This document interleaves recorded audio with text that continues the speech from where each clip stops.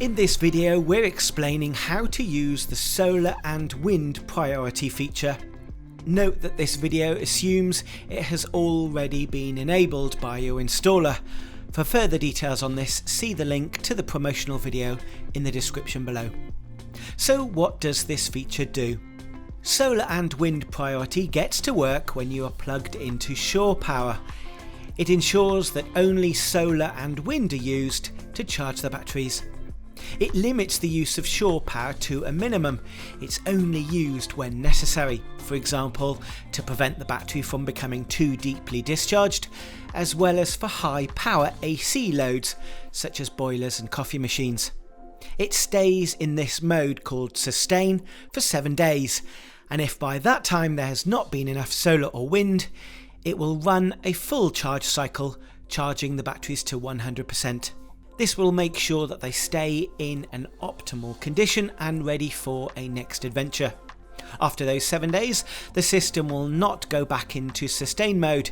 Instead, it will keep the batteries fully charged, while still prioritising solar and wind where possible. There are 2 ways to monitor our inverter charges, both of which will be covered in this video. The first is the VE.Bus Smart Dongle, used together with our Victron Connect app on a phone.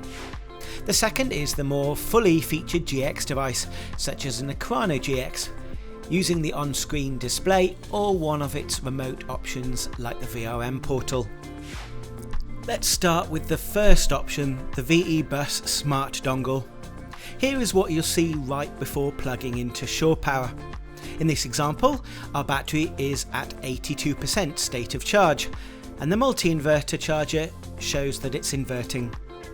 Note how the solar is producing 187 watts of power. Now we're plugged into shore, and the app shows us that the multi is connected to shore, but it's not charging. Instead, it is in sustain mode.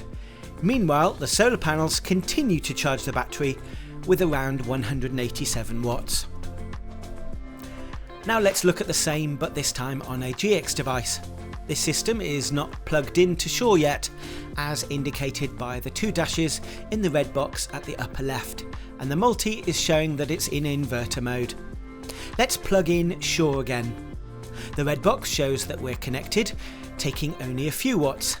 The inverter is in sustain, and the solar is the priority, charging the battery with approximately 183 watts. Now let's see how it looks after the first 7 days. The batteries will be kept fully charged using solar and wind, and if needed, shore power as well, as indicated by the red bar. For normal use, that is all there is to it. Now, if on a day you do want the batteries to be fully charged using shore power, that's also possible. Here is how to do it. On systems with the VE.Bus Smart Dongle, using the Victron Connect app, there's a new button to the right of the battery. Click on this new solar and wind button. A message will pop up explaining that shore power will be used to complete a full battery charge for one time. Select OK to start the charge. You'll see 2 arrows pointing upwards. This means the batteries are being charged to 100% by shore power. If your system has a GX device, you can either access the screen using the remote console or the GX screen itself. Go to the inverter charger and you will see in the menu, charge the battery to 100%. Select press to start. Again, a message will pop up explaining that shore power will be used to complete a full battery charge for one time. Select yes to start charging the batteries. In the overview, you now see the red bar again, meaning that the batteries are being charged up to 100%. The function charge the battery to 100% is a one-time action, after which the system will return to normal operation, prioritising renewable energy.